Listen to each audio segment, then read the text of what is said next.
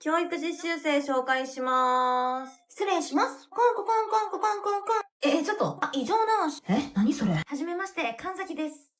ちょっと誰かマスカラ持ってない？こんばんは、スーパー信号タイムです。ガチ？彼女できたの？やっ皆さん聞いてください。いいよ、聞かないから。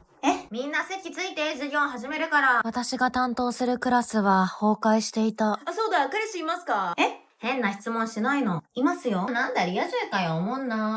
真面目。さっさと授業始めるよ。神崎さんは後ろで見といてもらえる？はい。教科書59ページ。充電器持ってね。うわ、家に置いてきたわ。てかさ、このネイル可愛くない？誰も授業聞いてないじゃん。じゃあ問い8の答えを。先生が言いますね。答えは1番。先生が答えるの？田中先生。はい。授業中うるさいのって注意しなくていいんでしょうか？しないよ。注意しても意味がないから。